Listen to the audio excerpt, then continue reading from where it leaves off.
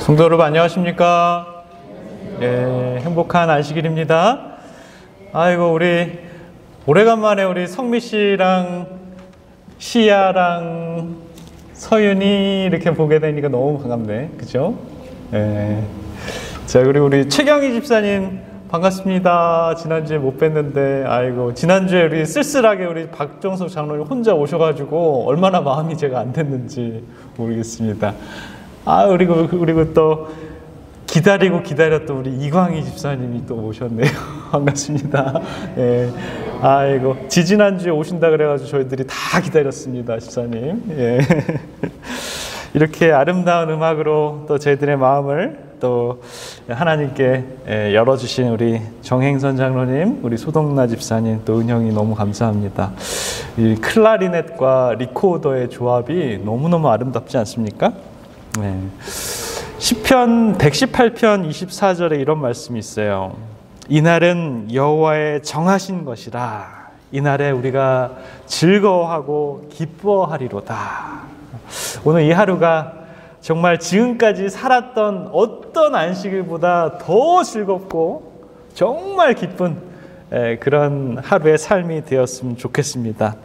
비록 어쩌면 내 몸은 또 내 마음은 내 입장은 내 상황은 그렇지 못할지라도 그러나 주님께서 정하신 이 안식일이 이 땅에서 정말 하늘과 가장 가까운 그러한 시간과 공간이 아닌가라는 그런 생각이 듭니다. 여러분 한번 오른손 있으세요? 오른손? 오른손 없으신 분? 다 있으시죠? 오른손 뭐 이렇게 좀 들어보세요. 안 드신 분은 누구예요? 오른손 들어가지고 머리를 쓰담쓰담 하세요. 아이고 잘 왔다. 이거 지금 올림픽 안 보고 교회 잘 왔다. 쓰다듬어 보세요.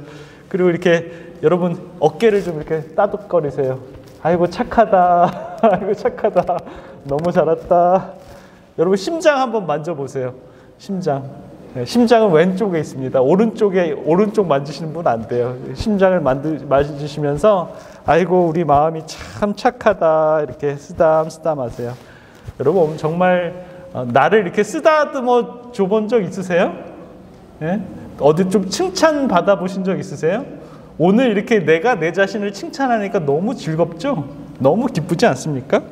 오늘 정말 여러분들이 하나님의 쓰다듬과 하나님의 위로를 받는 정말 귀하고 복된 이 안식일이 되었으면 좋겠습니다. 자, 마가복음 4장 26절부터 29절을 제가 다시 한번 읽겠습니다. 또 이르시되 하나님의 나라는 사람이 씨를 땅에 뿌린과 같으니 그가 밤낮 자고 깨고 하는 중에 씨가 나서 자라되 어떻게 그리 되었는지 알지 못하느니라. 땅이 스스로 열매를 맺되 처음에는 싹이요 다음에는 이삭이요 그 다음에는 이삭이 충실한 곡식이라. 열매가 익으면 곧 낯을 대나니 이는 추수 때가 이르렀음이라 라고 이렇게 얘기합니다.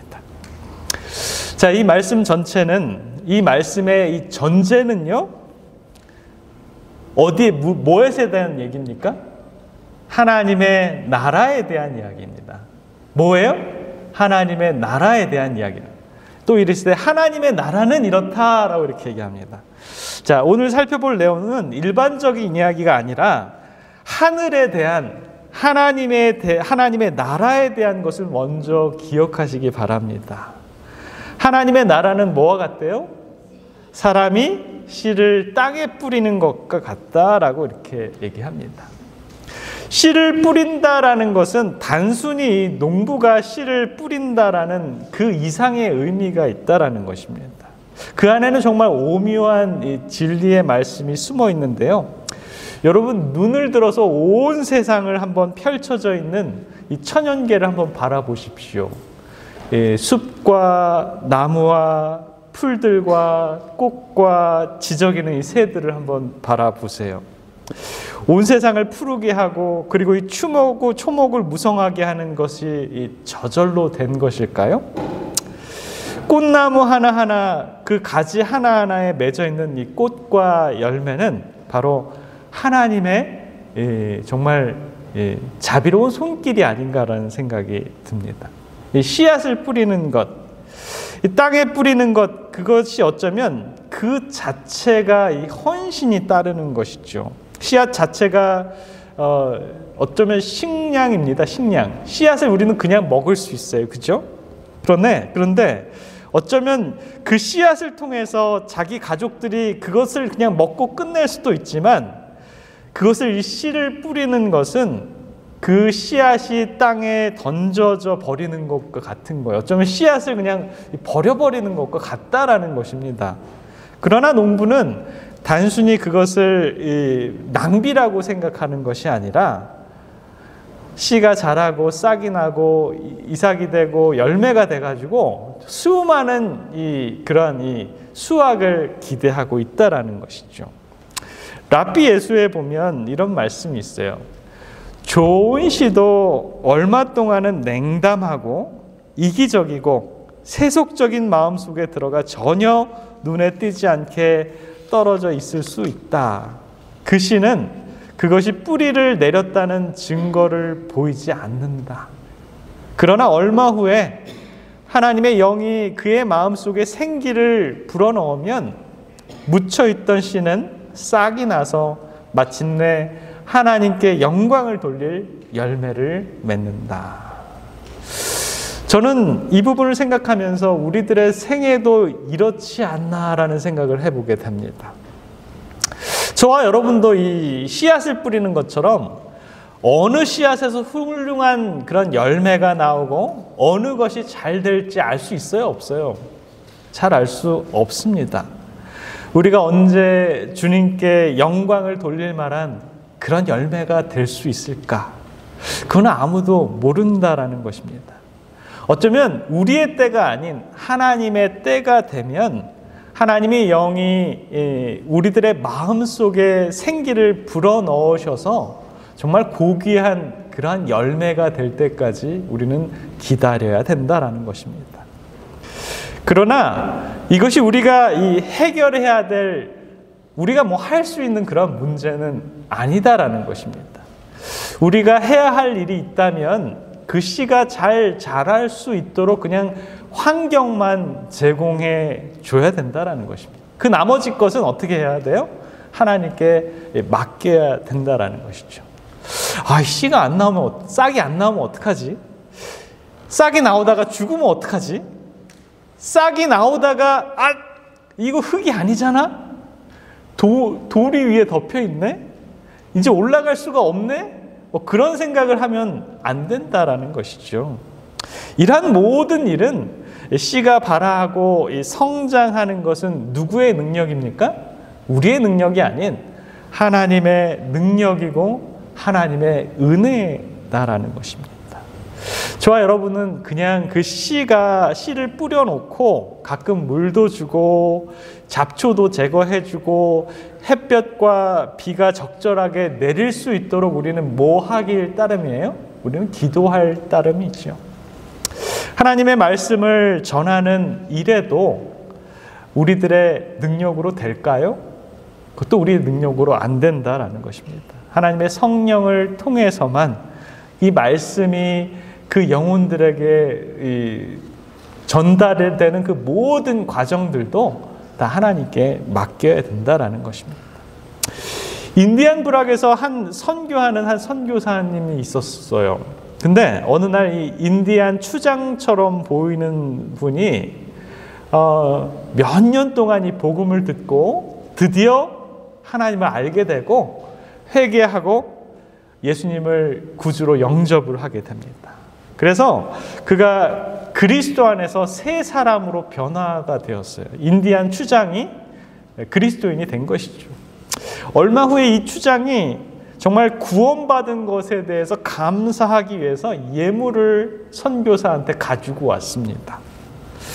선교사님, 주님께서 저에게 이 새 생명을 주셨으므로 그 은혜에 보답하고자 저는 이 사슴 가죽을 하나님께 바치기를 원합니다. 라고 하면서 정말 멋진 사슴 가죽을 한 필 가져왔어요. 그런데 선교사는 이 말을 듣고 그 추장한테, 인디안 추장한테 조용하게 대답을 합니다. 미안하지만 하나님은 이 사슴 가죽을 쓰실 수가 없습니다. 라고 이렇게 얘기를 했어요. 인디안 추장은 이 말을 듣고 정말 실망했어요. 그래서 돌아가서 한참을 고민하다가 얼마 후에 정말 자기가 가지고 있는 가장 비싼 것, 하얀 백마, 말 한 마리를 끌고 왔습니다. 그리고 자기의 소원을 이야기를 했어요. 선교사한테 얘기를 했어요. 선교사님, 이것은 이 부락에서 저와 같은 아주 중요한 사람만 타고 다닐 수 있는 아주 명마입니다. 이것을 하나님께 바치고 싶습니다. 그랬어요. 선교사가 뭐라 그랬을까요? 여러분이 선교사라면 어떻게 얘기했을까요? 받겠습니까? 선교사는 이번에도 그 말을 하나님께 받을 수 없다라고 이렇게 얘기를 했어요. 또 며칠이 지났어요. 이제는 이 인디안 추장이 자기의 그 대대로 내려오는 가장 중요한 이 머리 장신구가 있는데, 그거는 보통 장신구가 아니라 정말 이 각종 유명한 그 동물의 뼈로 만든 아주 머리 장신구예요. 그거를 이렇게 딱 쓰면 저 사람이 바로 추장이구나 라는 것을 단번에 알 수 있는 정말 화려하고 멋진 그 장신구를 가져왔습니다. 그리고 선교사님께 말합니다. 이것은 정말 가족 대대로 내려오는 갑오와 같은 너무 귀중한, 우리 가정한테는 너무 귀중한 이 인디안 추장을 상징하는 머리 가죽입니다. 나 추장의 권위와 명예까지 다 주님께 바치길 원합니다 라고 이렇게 얘기했어요. 이번에는 받아줄 거야 라는 생각을 가지고 이 추장이 가져왔습니다. 그것마저 거절당하자 이 추장이 정말 낙심하면서 물어봤습니다. 그러면 선교사님, 제가 무엇을 바칠 수 있단 말입니까? 지금까지 나의 가장 귀중한 것을 다 바쳤지만 다 거절했습니다. 이제 남은 건 제 목숨밖에 없습니다. 그랬더니 이 추장의 고백을 듣은 선교사는 그때 이 말을 합니다. 하나님께서 정말 원하시는 것은 바로 당신의 생명입니다. 당신의 생명을 하나님께 헌신하십시오 라고 이렇게 얘기를 했습니다. 사랑하는 성도 여러분, 저와 여러분들은 우리 주님께 무엇을 드릴 수 있을까요? 씨앗은 그 씨앗이 죽지 않으면 결코 생명을 맺을 수 없습니다. 씨앗이 뿌리를 땅 속에 내리는 것처럼 우리도 그리스도 안에서 죽어서 기쁜 뿌리를 내리면 정말 좋겠습니다. 씨앗이 싹이 돋고 이제는 햇볕과 이슬과 비를 받는 것처럼 우리도 성령을 받기 위해서 우리의 마음 문을 열고 성령 안에서 자라면 참 좋을 것 같습니다. 그래서 예수님께서는 그분의 가장 중요한 그 생명을 십자가에서 저와 여러분들을 위해서 희생하셨다라는 것입니다. 마가복음 4장 26절부터 29절을 다시 한번 읽겠습니다. 또 이르시되 하나님의 나라는 사람이 씨를 땅에 뿌림과 같으니 그가 밤낮 자고 깨고 하는 중에 씨가 나서 자라되 어떻게 그리 되었는지 알지 못하느니라 라고 이렇게 얘기합니다. 자, 하나님의 나라는 사람의 씨를 땅에 뿌리는 것과 같다라고 이렇게 얘기했는데, 그런데 문제는 뭐냐면 그 씨는 어떻게 자라나는지 알지 못한다라고 이렇게 얘기합니다. 우리는 식물이 어떻게 싹이 나고 이삭이 맺히고 충실한 곡식으로 열매로 자라나는지 그 생장 과정을 가끔씩 보는 거지, 그게 이게 처음에 나면서부터 이렇게 쑥쑥 자라나는 것을 볼 수 있어요? 없어요? 잘 보지 못한다라는 것입니다. 여기 우리 교회에 이 자녀들이 지금 어린아이들이 한 5명 정도 있는데요. 저 아이들이 3년 뒤에, 5년 뒤에는 지금과 똑같을까요? 다를까요? 전혀 달라요. 하빈이도 3년 전에, 5년 전에는 요만했어요. 근데 이렇게 커졌어요. 그러는 것처럼 이 성장 과정이 우리는 알지 못한다라고 이렇게 얘기합니다. 제랄드 메이라는 이 정신과 의사가 있었는데, 그분이 무슨 책을 썼냐면 이 Simply Sane이라는 그 아주 정신과 이 책을 이렇게 썼는데, 거기 이 챕터 안에 이 자녀라는 그런 챕터가 있어요. 그러면서 거기에 이런 아주 좋은 재밌는 표현을 이렇게 남기고 있습니다. 뭐라고 썼냐면, 할머니들은, 이제 여기는 할머니들이라고 나오지만 우리 교회는 남자분이 많아요. 그래서 할머니라고 하면 질투할 것 같아서, 할머니들과 할아버지들은 아이들이 자라는 것을 보기를 원합니다. 그러나 교육 방법에 매여 있는 부모들은 자녀들이 만들어지는 것을 보기를 원합니다. 라고 썼어요. 자, 여러분 무슨 말인지 아세요? 할머니, 할아버지들은 자녀들이 자라나는 것을 보기를 원하고요. 그 반면에 자기를 정말 키우는 부모들은요, 자녀들이 자라는 것보다 뭐를 보기를 원하냐면 자녀들이 만들어지는 것을 보기를 원한다라는 것이죠. 부모님들은 자녀들이 만들어지길 원합니다. 그래서 우리 아이가 나중에 뭐가 되었으면 좋겠다라고 생각을 해서 그 뭐가 되길 원하는 것에 대한 것을 하기를 원해요. 우리 아이가 나중에 커서 어떤 직장을 가졌으면 좋겠다라고 생각해서 그 직장에 맞게 우리 자녀들이 그렇게 꼴지어지기를 원합니다. 우리 자녀들이 누구랑 결혼했으면 좋겠다라고 생각을 해서 우리 자녀들이 그렇게 만들어지길 원한다라는 것입니다. 그런데 자녀들을 이미 키워본 할아버지, 할머니들은 그러한 욕심이 있어요, 없어요? 그런 욕심이 전혀 없다라는 거예요. 그냥 단지 우리 손자, 손녀가 오늘은 이랬는데 내일은 이렇고 모레는 이렇구나라는 그런 이 성장 과정, 그냥 자라나는 거를 보기를 원한다라는 거예요. 제가 이 글을 읽고 나서 저에게 주어진 우리 미나, 하빈이 18년, 20년의 생애가 저도 똑같이 우리 자녀들이 성장하는 것을 원하는 게 아니라 만들어지는 것을 원하는 게 아니었나라는 그런 통탄을 하게 되었습니다. 우리 이두범 집사님, 이수정 집사님, 강성미 자매님, 우리 자녀들이 잘하는 걸 원하십니까? 만들어지는 것을 원하십니까? 나중에 돌아보면 후회하지 말고 오늘, 내일 계속 이 자녀들이 자라나는 것을 잘 지켜보시기 바랍니다. 그냥 쑥 하고 지나간 이 시간들이 정말 너무너무 아쉬워할 때가 많이 있다라는 것입니다. 이 제랄드 메이라는 이 정신과 학자가 자라남과 이 만들어짐에 대한 이 차이를 그는 분명히 알고 있었습니다. 이 자라나는 것은 우리 안에 씨앗이 있어서 그 씨앗이 자라나는 것이에요. 이것은 시간이 필요합니다. 하루아침에 되는 것이 아니에요. 반면에 이 씨앗의 소중함을 아는 그 통찰력이 있습니다. 그래서 이 씨앗이 죽고 싹이 나고 이삭을 맺고 그 다음에 이삭이 이 충실한 곡식이 되어가는 이 모든 과정들을 하나씩 하나씩 지켜본다라는 것이에요. 여러분, 비 오면 좋으세요? 눈 오면 비 오면 좋으세요? 눈 오면 좋으세요? 눈 오면 좋지 않나요? 네.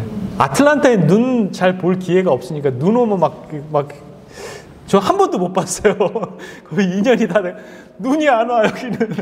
눈이 보고 싶어요.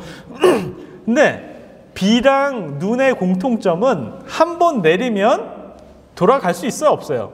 못 돌아간다라는 거예요. 토지를 적시어서 싹이 나게 하며 열매가 맺게 하여 파종하는 자에게 종자를 주며 주는 자에게 양식을 줌같이 누구의 입에서요? 하나님의 입에서 나가는 말도 헛되이 내게로 돌아오지 아니하고 나의 뜻을 이루면 나의 명하여 보낸 일이 형통하리라 라고 이렇게 얘기합니다. 이사야 55장에 있는 말씀은 하나님의 약속이에요. 하나님께서 우리들에게 약속한 그 약속은 그냥 뭐 이렇게 어겨도 된다라는 얘기예요? 아니요. 반드시 이루어준다라는. 그분은 그분의 뜻을 이루어서 나의 명하여 보낸 일을 형통하게 만들어 준다라고 이렇게 얘기합니다. 이사야 55장에 있는 말씀은 이 말씀한 저자 곧 하나님의 의도가 여실히 드러나 있습니다. 자, 이 씨 뿌리는 자의 비유를 통해서 우리는 하나님의 마음을 이해할 수 있다라는 것입니다. 어느 작은 마을에 이 젊은 음악가가 있었습니다. 이 음악가가 아주 기교를 잘 부려요. 그래서 저처럼 이 음악을 잘 모르는 사람이 들으면 오, 진짜 잘하네 이렇게 생각을 했어요.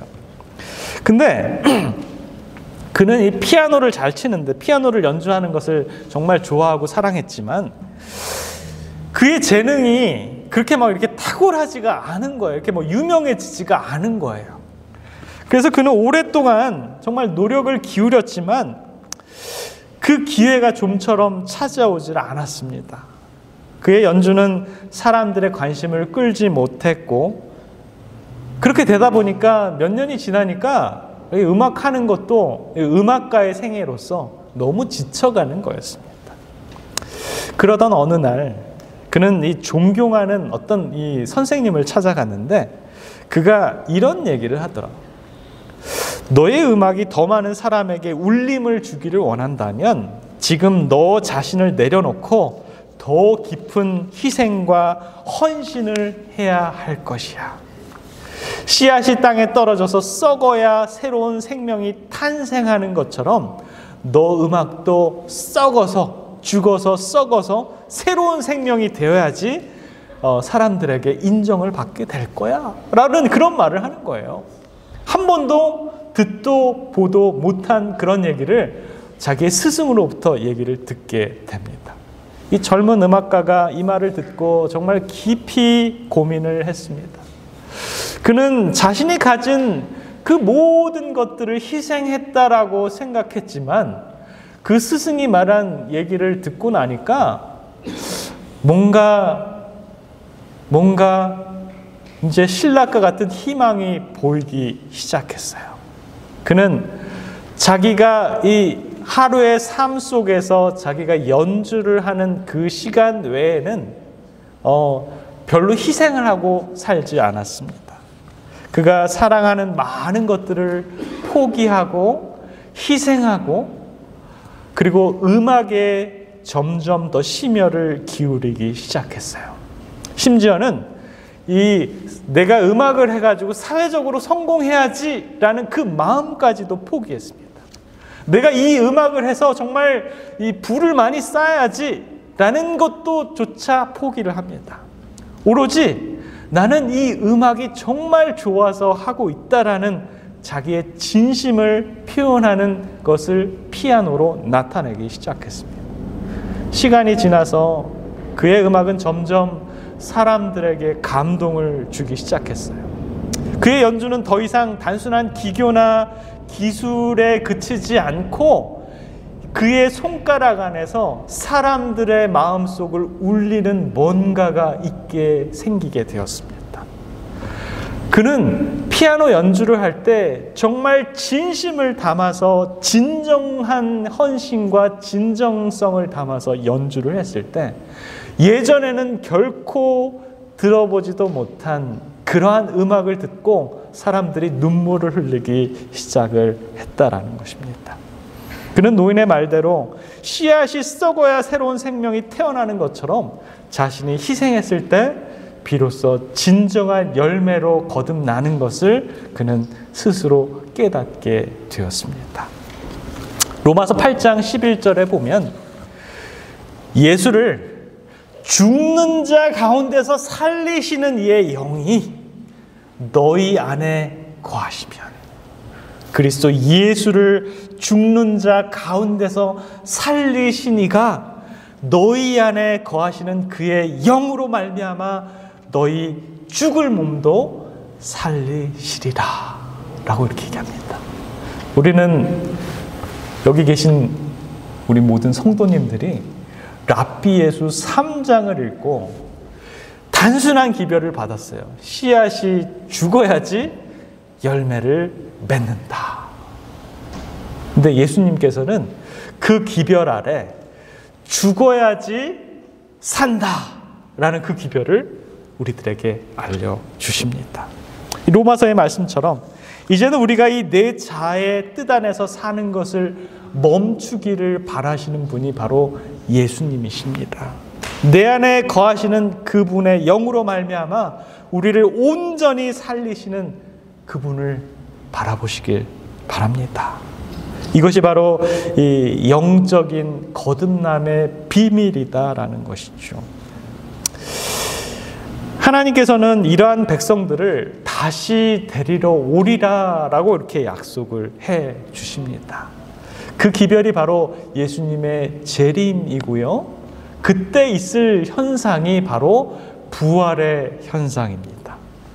이 땅에 살아갈 때 그러한 이 거듭남의 경험을 한 사람만이 예수님 다시 오실 때 분명히 새로운 생명으로 부활을 경험하게 되는데 그 부활이 어떤 부활이에요? 첫째 부활이에요? 둘째 부활이에요? 여러분들은 첫째 부활에 가고 싶으십니까? 둘째 부활에 참여하시고 싶으십니까? 첫째 부활. 둘째라고 하면은 땡이에요. 그걸 끝이야. 첫째 부활이 의의 부활이고 둘째 부활이 악인들의 부활입니다. 고린도전서 15장 42절부터 44절에 보면 죽은 자의 부활도 그와 같으니 썩을 것으로 심고 썩지 아니할 것으로 다시 살아나며 욕된 것으로 심고 영광스러운 것으로 다시 살아나며 약한 것으로 심고 강한 것으로 다시 살아나며 육의 몸으로 심고 신령한 몸으로 다시 살아나나니 육의 몸이 있은즉 또 영의 몸도 있느니라. 여러분 이 말씀을 한번 랍비 예수 3장과 함께 같이 대조해 보시면서 다시 읽어보시기 바랍니다. 이렇게 죽을 몸으로 우리가 이 땅에 살아가면서 우리의 자아를 죽이고 새로 거듭나서 우리 새로운 영으로 거듭나시는 저와 여러분들이 되시길 바라면서 말씀을 마치겠습니다.